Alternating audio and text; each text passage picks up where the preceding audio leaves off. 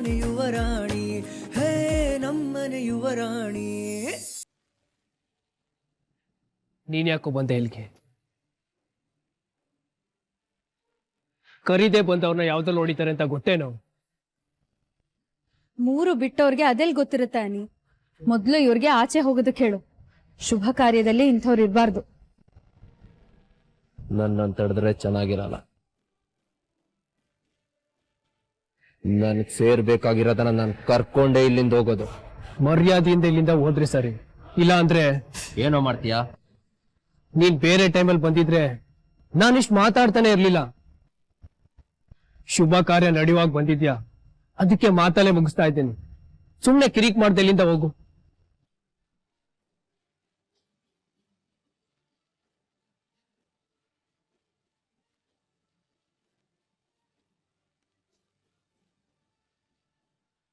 ಬಿಡೋ ಬಿಡೋ ಬಿಡೋ. ತಲೆ ಕೆಟ್ರೆ ನಾನ್ ಮನ್ಸನೇ ಅಲ್ಲ. ಯಾರೋ ನಿನ್ನ ಮಂಚ ಅಂದಿದ್ದು? ನಿನ್ನ ಮಂಚ ಅಂದವನಿಗೆ ಬುದ್ಧಿ ಇಲ್ಲೋ?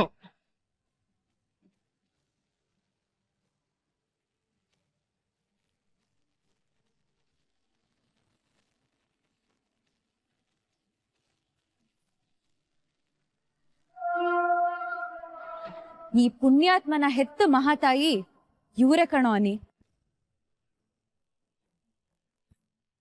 ಭವಾನಿ ಚಂದ್ರ ಅವರೇ, ಇವ್ ನಿಮ್ಮ ಮಗನ? ಅಯ್ಯೋ ನಿನ್ನ, ನನ್ನನ್ನೇ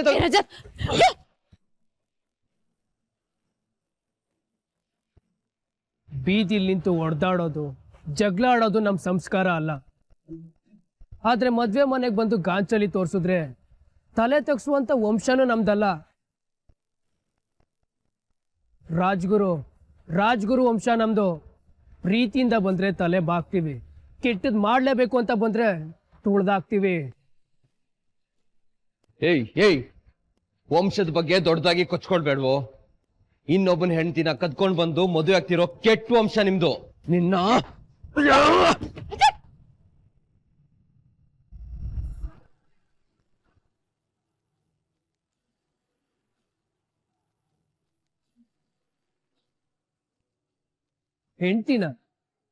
ಹೆಂಡತಿ ಅನ್ನೋ ಪದಕ್ಕೆ ಅರ್ಥ ಗೊತ್ತೇನೋ ನಿನ್ಗೆ? ಹೆಂಡತಿ ಅಂತ ಯಾರನ್ನ ಕರೀತಾರೆ ಅಂತ ಗೊತ್ತಾ ನಿನ್ಗೆ? ಹೆಂಡತಿ ಅಂತ ಹೆಂಡತಿ. ಹೆಣ್ಣಂದ್ರೆ ನೀನ್ ಹಾಕೊಂಡ್ ಬಿಚ್ಚಾಕೋ ಬಟ್ಟೆ ಅನ್ಕೊಂಡ್ಯಾ? ಬಲವಂತವಾಗಿ ಹೆಣ್ಣನ್ನ ಪಡ್ಕೋಬೇಕು ಅಂತಿದ್ದ ರಾವಣನೇ ನಾಶ ಆದ.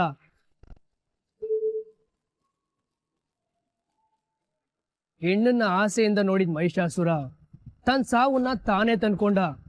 ಮೋಹಿನಿನ ಪಡ್ಕೋಬೇಕು ಅನ್ಕೊಂಡಿದ್ ಭಸ್ಮಾಸುರ ತಾನೇ ಭಸ್ಮ ಆದ.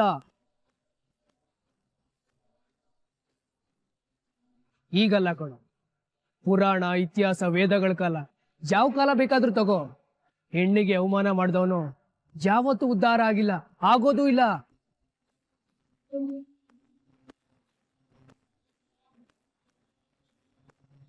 ಹೆಣ್ಣನ್ನ ಹೀನಾಯವಾಗಿ ಅವಮಾನಿಸಿ ಕೆಟ್ಟು ದೃಷ್ಟಿಯಿಂದ ನೋಡಿದ ಕೌರವ ತನ್ನ 100 ಜನ ತಮ್ಮಂದ್ರ ಜೊತೆ ಸಮಾಧಿ ಆದ. ಹೆಣ್ಣನ್ನ ಭೋಗದ ವಸ್ತು ತರ ನೋಡಿದ್ದ ದೇವೇಂದ್ರನೇ ಶಾಪ ಪಡ್ಕೊಂಡು ಬೀದಿ ಅಲಿವಾಗಾಯ್ತು.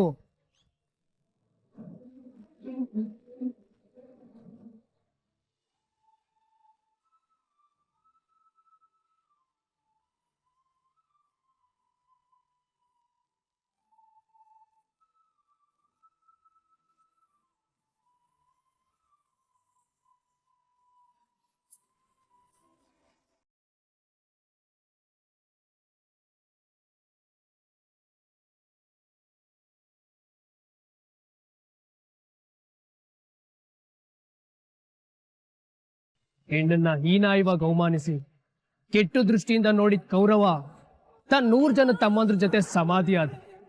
ಹೆಣ್ಣನ್ನ ಭೋಗದ ವಸ್ತು ತರ ನೋಡಿದ್ದ ದೇವೇಂದ್ರನೇ ಶಾಪ ಪಡ್ಕೊಂಡು ಬೀದಿ ಅಲಿವಾಗಾಯ್ತು.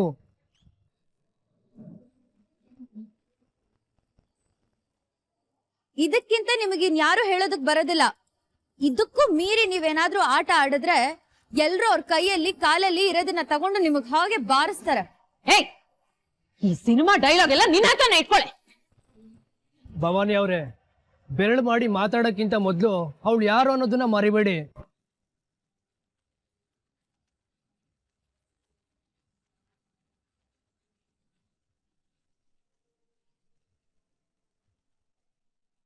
ಅನಿಕೇತ್, ನೀವು ಅಷ್ಟೇ. ಅಹಲ್ಯ ಯಾರು ಅನ್ನೋದನ್ನ ಮರಿಬೇಡಿ. ಅವಳು ನಮ್ಮನೆ ಸೊಸೆ. ಸೊಸೆನಾ ರೀ? ಸೊಸೆ ಅಂತ ಯಾರಿಗೆ ಹೇಳ್ತಾರಂತ ಗೊತ್ತೇನ್ರಿ? ಹುಟ್ಟಿದ ಮನೆ, ತಂದೆ ತಾಯಿ, ಅಕ್ಕ ತಂಗಿ, ಅಣ್ಣ ತಮ್ಮಂದಿರನ್ನ ಬಿಟ್ಬಂದು ನಿಮ್ಮನೆಗ್ ದೀಪ ಬೆಳಗ್ತಾರ್ರಿ ಸೊಸೆ.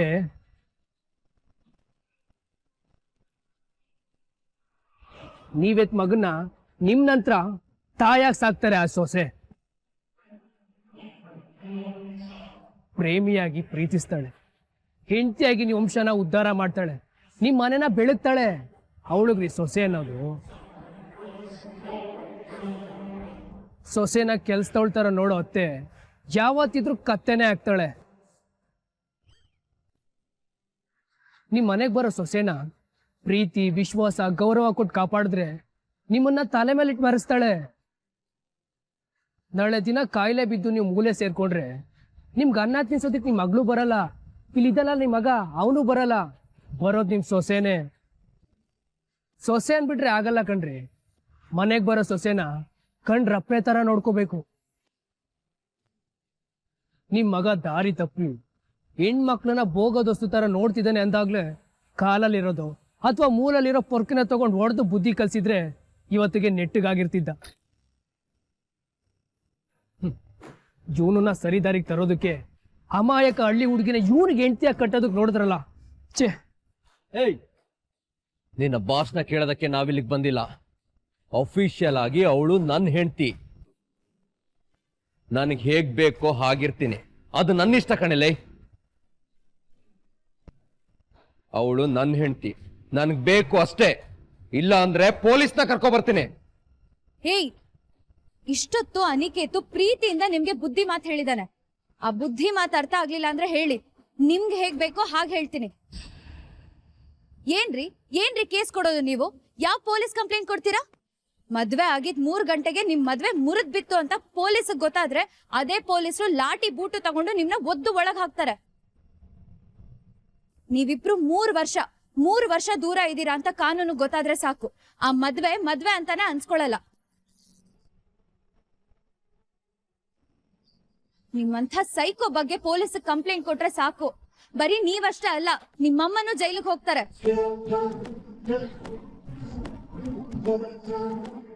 ಕಂಪ್ಲೇಂಟ್ ಕೊಡೋದಾ?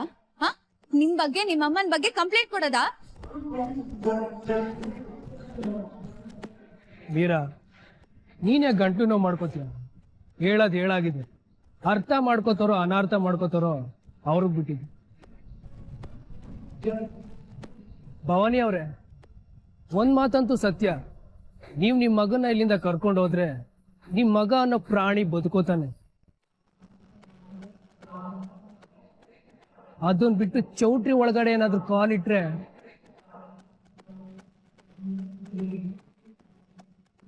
ಒತ್ಕೊಂಡು ಹೋಗೋದಕ್ಕೆ 4 ಜನನ ನೀವೇ ರೆಡಿ ಮಾಡ್ಕೊಳ್ಳಿ.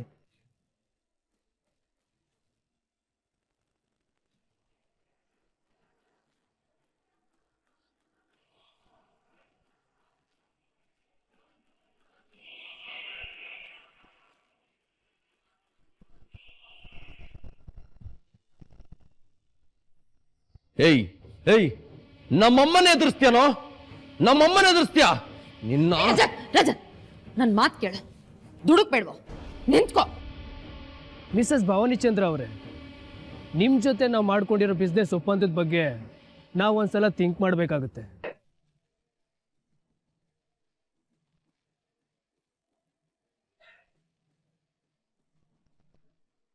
ರಜತ್, ದುಡುಕ್ಬೇಡ್ವಾ, ಅರ್ಥ ಮಾಡ್ಕೋ. ಏನಮ್ಮ ದುಡ್ಕೋದು? ನನ್ನ ಹೆಂಡತಿನ ನಾನ್ ಕರ್ಕೊಂಡು ಹೋಗೋಕೆ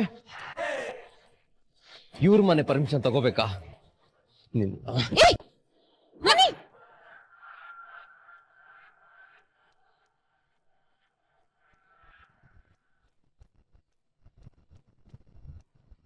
ಇವ್ರಿಗೆ ಹೊಡೆದು ನಿನ್ ಕೈ ಯಾಕೋ ನೋವು ಮಾಡ್ಕೋತ್ಯಾ? ಬಿಡೋ ಇವ್ರನ್ನ. ಇವ್ರಿಗೆ ಹೀಗೆ ಹೇಳಿದ್ರೆ ಬುದ್ಧಿ ಬರಲ್ಲ. ಕಮಿಷನರ್ ಅಂಕಲ್ಗೆ ಕಾಲ್ ಮಾಡು, ಅವರೇ ಖುದ್ದಾಗಿ ಬಂದು ಸತ್ಕಾರ ಮಾಡಿ ಕರ್ಕೊಂಡು ಹೋಗ್ತಾರೆ.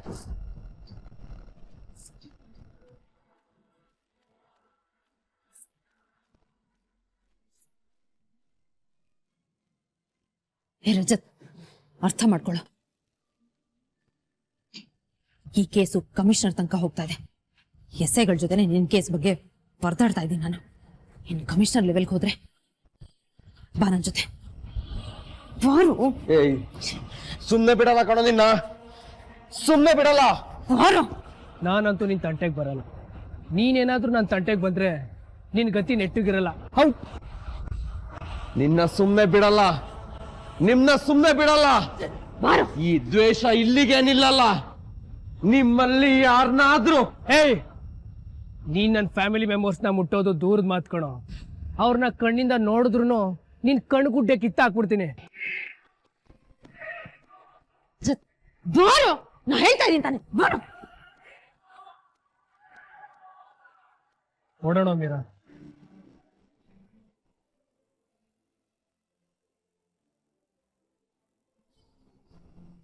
ಏನು ಅನಿ, ಪರ್ಫೆಕ್ಟ್ ಜೆಂಟಲ್ಮನ್, ಫಾರಿನ್ ರಿಟರ್ನು, ಈ ಫೆಲೋಗೆ ಕೋಪನೆ ಬರಲ್ಲ, ಬೇರೆಯವ್ರ ಜೊತೆ ಜಗಳ ಮಾಡೋದಕ್ ಬರಲ್ಲ ಅಂತೆಲ್ಲ ಅನ್ಕೊಂಡಿದ್ದೆ. ನೀನ್ ಒಳ್ಳೆ ಮಾಸ್ ಸಿನಿಮಾ ಹೀರೋ ತರ ಡೈಲಾಗ್ ಮೇಲ್ ಡೈಲಾಗ್ ಹೊಡಿತಾನೆ ಇದೆಯಲ್ಲೋ. ಅಮ್ಮ ಹೀರೋಯಿನ್, ನಾನು ಯಾವ ಸಿನಿಮಾ ಡೈಲಾಗು ಹೊಡೆದಿಲ್ಲ. ನಾನು ಏನ್ ಮಾಡ್ತಾ ಇದ್ದೀನಿ ಅಂತ ಅವ್ನಿಗೆ ಅರ್ಥ ಮಾಡಿಸ್ದೆ. ಬಾ ಹೋಗೋಣ. ಅನಿ, ಈ ಫಿಲ್ಮ್ಗಳಲ್ಲಿ ವಿಲನ್ ಇಂದ ಹೀರೋ ಹೀರೋಯಿನ್ ಸೇವ್ ಮಾಡ್ಕೊಂಡು ಕೈ ಹಿಡ್ಕೊಂಡು ಹೀಗೆ ಅಲ್ವನೋ ಕರ್ಕೊಂಡು ಹೋಗೋದು. ಅಂದ್ರೆ ನೀನ್ ಹೀರೋಯಿನ್ ಮುಖ ನೋಡ್ಕೊಂಡಿದ್ಯ? ನೀನ್ ಹೀರೋ ಅಂದೆ ಕಣೋ ಅನಿ. ಬಾರು. ಬಿಡಮ್ಮ, ಅವ್ರಿಗೆ ಹೆದರ್ಕೊಂಡು ನಾನ್ ಬರಲ್ಲ. ನನ್ಗವಳು ಬೇಕು, ನನ್ಗೆ ಅಹಲ್ಯ ಬೇಕು. ರಜತ್, ನಾನು ಹೇಳೋದನ್ನ ಸರಿಯಾಗಿ ಕೇಳಿಸ್ಕೊ. ಇದು ದುರ್ಗ ಅಲ್ಲ, ಬೆಂಗಳೂರು ಕಣ.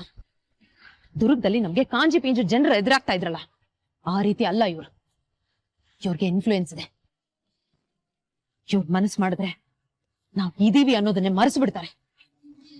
ನಾನು ಹೇಳೋದನ್ನ ಕೇಳಿಸ್ಕೊ. ಯಾವತ್ತೂ ಸಿಂಹನ ಎದುರುಗಡೆಯಿಂದ ಅಟ್ಯಾಕ್ ಮಾಡೋಕ್ಕಾಗಲ್ಲ.